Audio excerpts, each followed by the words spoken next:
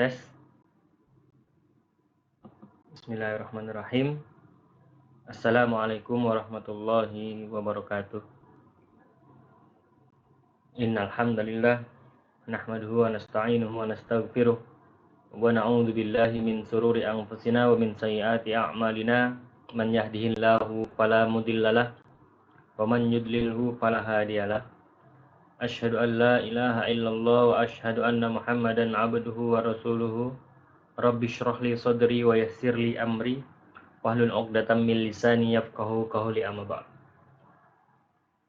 Pertama-tama, marilah kita panjatkan puja dan puji syukur kita kehadirat Allah Azza wa Jal yang masih memberikan kita nikmat iman, nikmat Islam, nikmat kesehatan, kekuatan, keselamatan, hingga sampai pada saat ini kita dapat melanjutkan insyaallah perkuliahan kita di mata kuliah Keuangan Publik Islam, Sekolah Tinggi Ilmu Ekonomi Syariah Imam Asy-Syafi'i, Pekanbaru.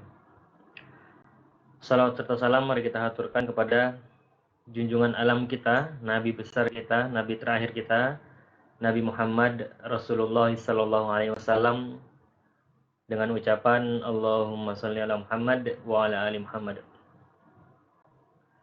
Alhamdulillah, insyaallah pada kesempatan kali ini kita akan mencoba bersama-sama membahas tentang instrumen keuangan publik Islam.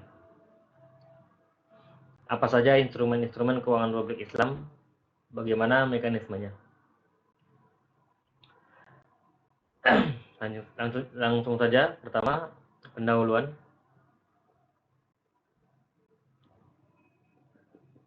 Untuk mencapai falah yang kita tahu adalah kebahagiaan dunia dan di akhirat yang maksimum dalam hal ekonomi. Tidak seluruh aktivitas ekonomi bisa diserahkan pada mekanisme pasar. Karena apa? Karena ada kalanya mekanisme pasar ini gagal menyediakan barang serta jasa yang dibutuhkan oleh masyarakat, ataupun mekanisme pasar tidak bisa bekerja dengan fair ataupun adil. Yang kita tahu di sini bahwa mekanisme pasar itu, harga pasar misalnya contohnya itu tergantung dengan permintaan dan penawaran, kan? Terciptalah harga pasar yang adil, kan seperti itu. Tapi kadang bisa jauh dari konteks, jauh dari teorinya juga, bahwa saya mekanisme pasar itu kadang gagal dia untuk menciptakan yang namanya maslahah dan falah. Karena yang kita tahu, makanya ada banyak pedagang-pedagang yang mengenal yang namanya monopoli, ada yang mengenal yang namanya riba, mengenal yang namanya suap, mengenal yang namanya judi, goro, dan lain sebagainya. Itulah salah satu ciri kenapa mekanisme pasar ini gagal untuk memberikan tujuan kita, yaitu ibadah kepada Allah Azza wa Jalla, untuk mencapai falah. Fair di sini dalam arti berprinsipkan saling ridho, dan adil pun di sini dalam arti tidak berbuat zalim kepada pihak lain. Dalam hal ini pemerintah atau masyarakat perlu mengambil alih peran mekanisme pasar dalam menyediakan barang atau jasa tersebut. Kemudian permasalahan selanjutnya yang muncul lagi adalah barang atau jasa apakah yang perlu disediakan masyarakat atau pemerintah, dari mana sumber dana yang digunakan untuk penyediaan barang atau jasa tersebut. Jadi kan namanya suatu negara ada pasar. Nah, negara tersebut untuk menyediakan barang-barang yang digunakan masyarakat itu dari mana uangnya? Tentu otomatis perlu yang namanya keuangan publik di situ, kan. Bagaimana alokasi dan distribusi barang atau jasa yang disediakan oleh masyarakat atau pemerintah tersebut? Apakah kriteria untuk memutuskan bahwa barang atau jasa itu layak disediakan oleh pemerintah atau masyarakat dan sebagainya. Terus bagaimana implementasi keuangan publik Islam yang terbangun sejak dahulu. Sejak pada zamannya Rasul sudah ada yang namanya zakat, wakaf, infak, sedekah, dan lain sebagainya. Apakah apakah diterapkan? Kan seperti itu. Yang kita tahu bahwa APBN di Indonesia sekarang ini zakat, infak, sedekah tidak termasuk ke penerimaan negara, penerimaan kas negara. Kemudian ada karakteristik keuangan publik, pandangan ahli fikih terhadap zakat dengan pajak. Zakat merupakan kewajiban yang dibebankan kepada setiap orang Islam setelah memenuhi kriteria tertentu. Ini zakat ya, zakat itu kewajiban yang dibebankan kepada setiap orang Islam setelah memenuhi kriteria tertentu. Jadi tidak semua orang Islam bisa mengeluarkan zakat. Dia harus memenuhi kriteria tertentu. Sedangkan dalam Al-Quran terdapat 32 kata zakat atau 82 kali diulang dengan menggunakan sinonim dari kata zakat, yaitu kata sedekah dengan infak. Dilihat dari segi keabsahannya, teks-teks Al-Quran yang mengungkapkan perihal zakat sebagian besar dalam bentuk fi'al amr, bentuk amr atau kalimat perintah dengan menggunakan atu atau yang berarti tunaikan. Yang ada juga yang menggunakan kata wa itai zaka, wa itai zaka. Ada atu zaka, itai zaka, dan itu juga perintah untuk menunaikan atau membayarkan, itai. Kemudian Al-Quran menampilkan kata zakat dalam 4 gaya bahasa atau uslub dalam Al-Quran. Jadi di Al-Quran sendiri ada kata-kata zakat itu sendiri ditampilkan dalam 4 gaya bahasa atau uslub.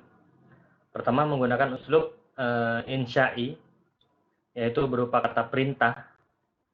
Ini bisa kita lihat dalam Al-Quran surat Al-Baqarah, ada ayat 42, ayat 83, ayat 110. Kemudian ada surat Al-Hajj ayat 78. Kemudian ada surat Al-Ahzab ayat 33. Ada surat An-Nur ayat 56. Ada surat Al-Muzammil ayat 20 dengan menggunakan kata atu atau angfiku.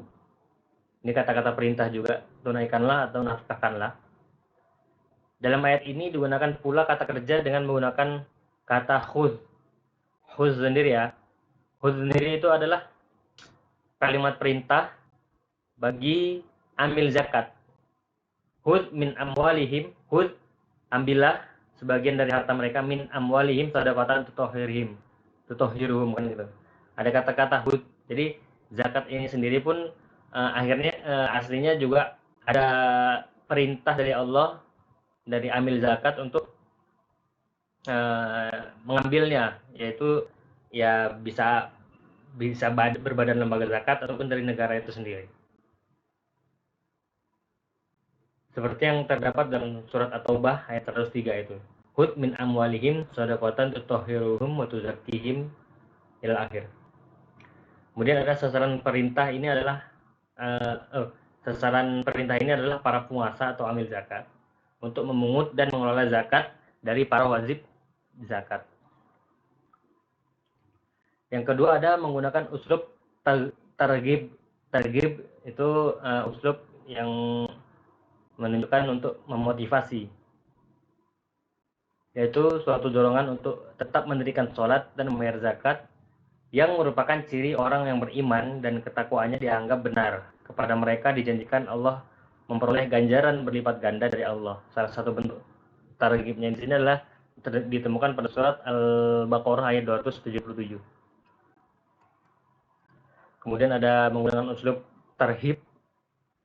Tarhib itu intimidatif atau peringatan yang ditunjukkan kepada orang-orang yang menumpuk harta kekayaan yang tidak mau mengeluarkan zakatnya. Orang-orang semacam ini diancam dengan azab yang sangat pedih, sebagaimana Allah sebutkan dalam surat At-Taubah ayat 34.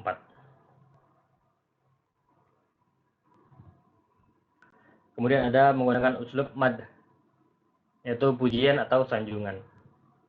Banyak dari ayat-ayat Allah memberikan pujian atau sanjungan untuk bagi yang telah membayar zakat ya. Seperti contoh, pujian terhadap orang-orang yang menunaikan zakat, mereka disanjung sebagai penolong yang disifati dengan sifat ketuhanan, kerasulan, dan orang-orang yang beriman karena kesanggupan mereka memberikan orang yang mereka senangi berupa zakat kepada orang lain yang tertuang dalam surat Al-Maidah ayat 55. Jadi orang yang uh, sering melakukan sholat, kemudian apa namanya,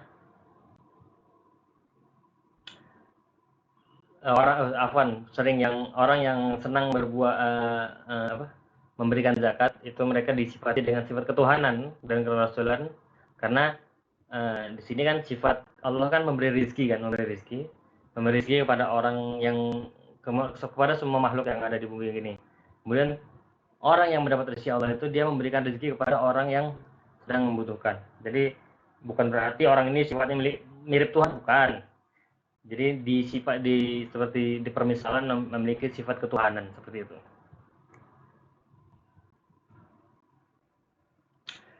Kemudian dalam perjalanan sejarah, penerimaan negara Islam bukan hanya bersumber dari zakat ya. Penerimaan Islam bukan hanya bersumber dari zakat, namun banyak sumber lain, baik dari sumber utama maupun sumber sekunder. Pajak yang dewasa ini pun menjadi sumber penerimaan utama di hampir setiap negara, juga mendapat perhatian oleh para ahli fikih dewasa ini. Namun pandangan ahli fikih klasik masalah pajak belum banyak yang membahas, karena para ahli fikih ini lebih banyak membahas tentang fa'i, ghanimah, jizyah, dan kharaj.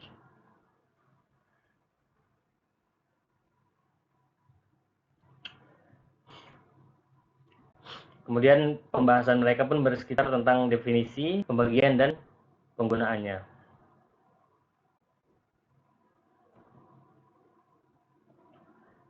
Kemudian ada pungutan yang wajib oleh pemerintah selain zakat, kharaj, jizyah, di dalam sejarah Islam disebut dengan doribah. Doribah ini apa? Kalau doribah di zaman kita sekarang ya apa namanya? Ya pajak, ya. Kalau doribah pada saat itu juga ada, pajak pada saat itu juga ada, yang dikenakan untuk orang Islam ada juga ya, yang dikenakan untuk orang Islam pajak ya. Tapi dengan kriteria bahwa yang dikenakan itu memang harus orang kaya, atau dalam negara dalam keadaan kondisi darurat dan tidak memiliki apa-apa, baitul malnya lagi kosong dan lain sebagainya. Jadi doribah ini dikenal sebagai dengan istilah pajak adalah harta yang diwajibkan dibayar oleh kaum muslim yang kaya untuk membiayai berbagai kebutuhan dan pos-pos pengeluaran yang memang diwajibkan atas mereka pada kondisi di Baitul Mal tidak ada uang atau harta. Ini namanya doribah, atau yang bisa kita kenal sekarang ya pajak. Kemudian Rasulullah SAW bersabda, tidak boleh ada bahaya atau doror yang saling membahayakan, atau yang sering kita dengar la dororo wala diroro. La dororo wala diroro. Allah memberikan hak kepada negara untuk mendapatkan harta dalam rangka menutupi berbagai kebutuhan dan kemaslahatan tersebut dari kaum muslimin. Namun, kewajiban membayar doribah tersebut hanya dibebankan atas mereka yang mempunyai kelebihan dalam memenuhi kebutuhan pokok dan perlengkapan dengan cara yang ma'ruf. Jadi perlu digarisbawahi ini bahwa tidak semua orang bisa kena doribah atau kena pajak. Jadi bisa orang kena pajak kalau dia pertama kaya, kemudian kedua kondisi negara dalam keadaan darurat. Itu bisa diberlakukan doribah atau pajak. Kemudian doribah ini diutamakan untuk diperuntukkan sebagai pertama pembiayaan jihad, dan segala hal yang harus dipenuhi yang terkait dengan jihad, ya misalnya peperangan. Kemudian pembiayaan industri militer dan industri serta pabrik-pabrik penunjangnya yang memungkinkan negara memiliki industri senjata. Kemudian pembiayaan para pembiayaan kepada para fukoro dan orang miskin dan ibnu sabil. Kemudian doribah ini digunakan untuk pembiayaan untuk gaji tentara, para pegawai, para hakim, para guru dan lain-lainnya yang melaksanakan pekerjaan untuk kemaslahatan umat. Kemudian doribah juga ini digunakan untuk pembiayaan yang harus dikeluarkan untuk kemaslahatan dan kemanfaatan umat yang keberadaannya sangat dibutuhkan, dan jika tidak dibiayai maka bahaya akan menimpa umat. Kemudian doribah juga digunakan untuk menjadi pembiayaan untuk keadaan darurat seperti bencana alam dan mengusir musuh. Itu kegunaan untuk doribah itu sendiri. Kemudian Yusuf Al-Qaradawi di sini menyimpulkan bahwasanya tidak bolehnya memperhitungkan memperhitungkan pajak sebagai kewajiban zakat. Alasannya adalah karena yang demikian akan menghilangkan lembaga zakat itu sendiri, yang berarti menghilangkan salah satu syiar Islam. Jadi kalau pandangan Yusuf Al-Qaradawi ini nggak boleh, jadi perhitungan pajak itu sebagai zakat itu tidak boleh. Karena otomatis nanti kalau misalnya kita cukup bayar pajak saja tanpa membayar zakat, itu nanti akan menghilangkan kelembagaan pemungut zakat, yaitu amil zakat itu sendiri. Jadi amil zakat bisa-bisa kalau hanya cukup dengan bayar pajak tanpa zakat, nanti amil zakat nggak ada, kan seperti itu.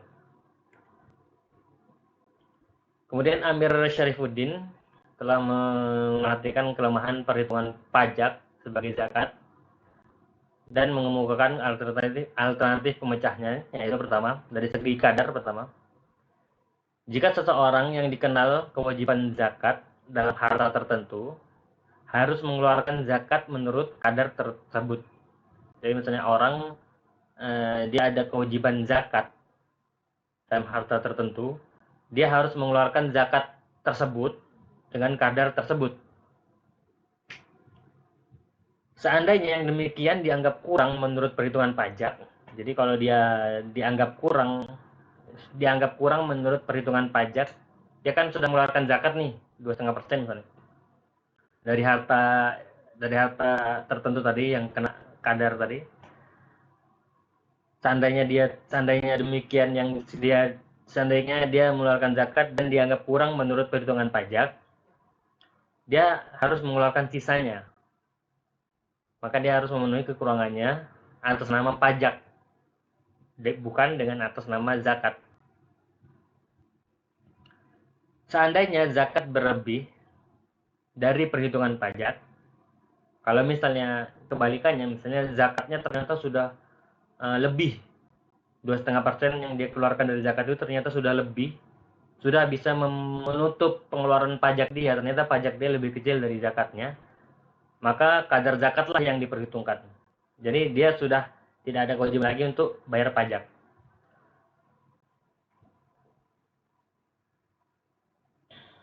Seperti itu. Kemudian dari segi niat zakat, pada saat menyerahkan kewajiban dalam bentuk zakat, dia harus meniatkan zakatnya. Untuk maksud ini akan lebih utama bila petugas yang memungutnya adalah dari amil zakat atau petugas negara yang menerima atas nama zakat dengan tanda terima zakat. Adapun kewajiban atas nama pajak harus diserahkan kepada sebagai pajak dalam kualitas apapun. Niat ganda dalam hal ini perlu dihindarkan untuk meyakinkan sahnya niat zakat. Jadi memang ada beberapa ulama yang membolehkan kalau kita bayar pajak itu tidak masalah diniatkan untuk zakat. Memang ada beberapa ulama yang berpendapat seperti itu. Tapi alangkah lebih baiknya kalau kita niat zakat, ya sudah zakat saja kita niatkan. Kalau niat bayar pajak, ya udah bayar pajak saja kita niatkan. Jangan kita bayar zakat dan kita berikan ke amil zakat, dan kita niat zakat juga kita berikan kepada pajak. Agar niat-niat seperti itu dihindarkan saja. Lebih baik jika kita mengeluarkan zakat, udah kita niat zakat, mengeluarkan pajak, kita niat pajak. Seperti itu. Kemudian dari segi penggunaan, bila seseorang telah mengeluarkan zakatnya kepada petugas yang ditentukan atas nama zakat, maka kewajibannya telah terpenuhi. Tinggal lagi pihak yang menerima penyerahan amanat tersebut untuk menyampaikan kepada sasaran yang telah ditentukan sesuai dengan tujuan penggunaan zakat. Begitu pula dengan penyerahan kewajibannya kepada petugas atas nama pajak, maka selesaikanlah kewajibannya. Jadi ya di sini orang yang bayar zakat dan bayar pajak pun aslinya niatnya sama-sama, misalnya niat zakat untuk mensucikan harta, niat pajak untuk kewajiban sebagai warga negara, kan seperti itu. Sama-sama niatnya untuk membantu. Jadi dari petugas-petugas pajak ataupun petugas zakat inilah yang menyalurkan sesuai dengan keinginan para pemberi pajak atau pemberi zakat. Kemudian ada instrumen keuangan publik. Jadi yang kita tahu bahwa ada beberapa instrumen keuangan publik yang kita tahu dari sebagai pemasok atau sebagai pemasukan untuk negara ya. Ada yang kita bahas barusan, zakat dan lain sebagainya. Ada yang non zakat juga. Pertama zakat ini ya. Sumber penerimaan zakat misalnya merupakan kewajiban, karakteristik utamanya merupakan kewajiban langsung dari Allah Azza wa Jalla. Kemudian pembayar zakat adalah khusus individu muslim, tidak untuk non muslim ya. Jadi zakat ini khusus untuk individu yang muslim saja. Kemudian mampu secara material melebihi 1 nisab dan haul. Kemudian dibebankan atas stok kekayaan atau keuntungan, bukan atas modal kerja. Kemudian tingginya tarif zakat dipengaruhi oleh semakin tinggi peran pengelolaan manusia terhadap alam, semakin kecil tarif zakatnya. Tingginya tarif adalah proporsional, kemudian dipungut secara berkala sesuai dengan masa perolehan atau masa panen kalau zakat. Kemudian ada usyr, merupakan kewajiban yang dibebankan oleh pemerintah kepada pedagang yang ditujukan untuk meningkatkan perdagangannya. Jadi biasanya usyr ini kalau pedagang melewati perbatasan wilayah itu harus wajib membayar usyr. Pembayaran usyr adalah perdagangan muslim dan non muslim. Jadi biasanya kalau muslim masuk ke daerah muslim bayar, muslim masuk ke daerah non muslim bayar. Begitupun sebaliknya. Kemudian dibebankan atas volume perdagangan. Jadi usyr ini dibebankan atas jumlah banyaknya perdagangannya. Besar tarifnya dipengaruhi oleh tarif yang dipungut oleh partner dagang, kemudian kemampuan bayar tidak bagi pedagang kecil 200 dirham. Jadi kalau di bawah 200 dirham kekayaan atau volume perdagangannya itu tidak dikenakan usyr. Besarnya jasa yang diberikan pemerintah atau tarif dhimmi lebih besar karena butuh jaminan keamanan lebih tinggi.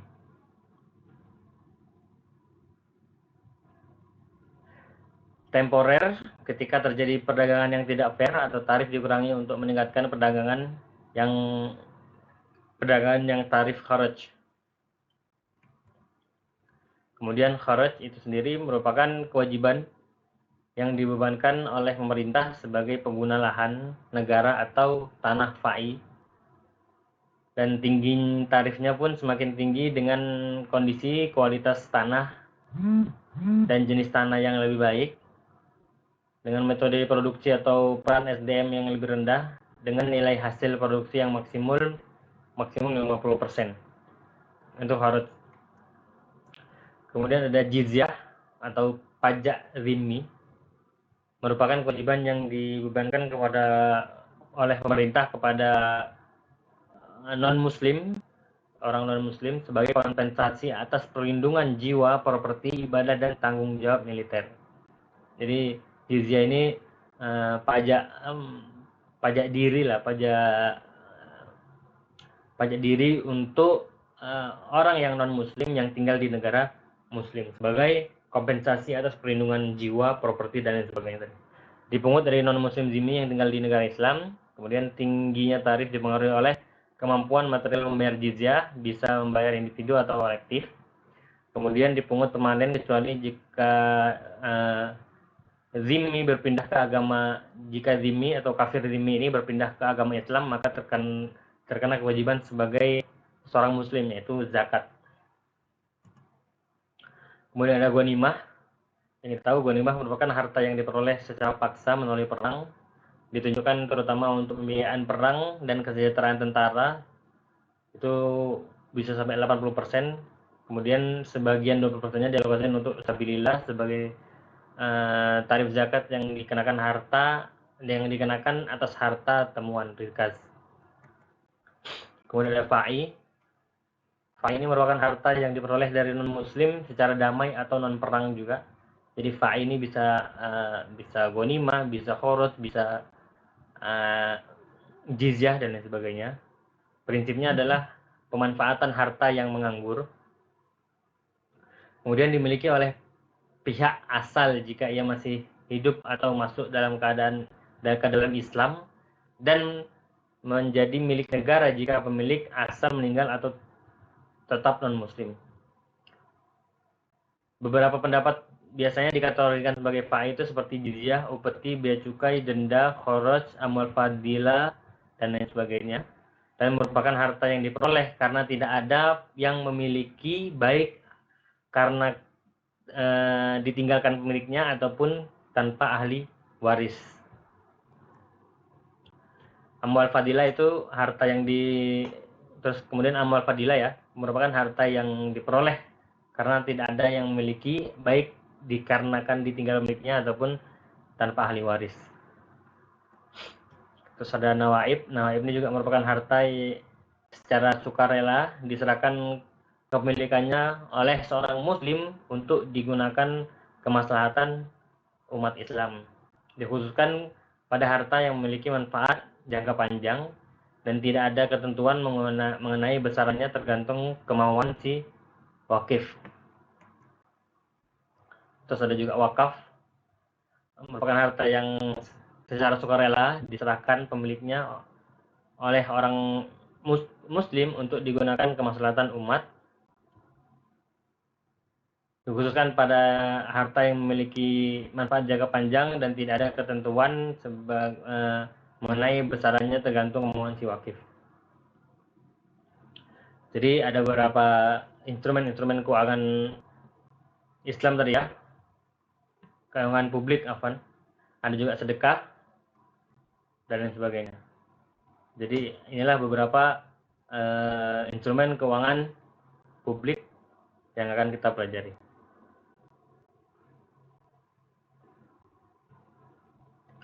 Mungkin itu saja dari Ana untuk pertemuan kali ini. Apabila ada kesalahan, Ana mohon dimaafkan. Apabila ada salah kata, salah perbuatan, mohon dimaafkan. Kepada Allah, Ana mohon ampun. Kita akhiri dengan doa kafaratul majlis. Subhanakallahumma wa bihamdika asyhadu an la ilaha illa anta astaghfiruka wa atubu ilaik. Syukran minni la wal afu minkum. Assalamualaikum warahmatullahi wabarakatuh.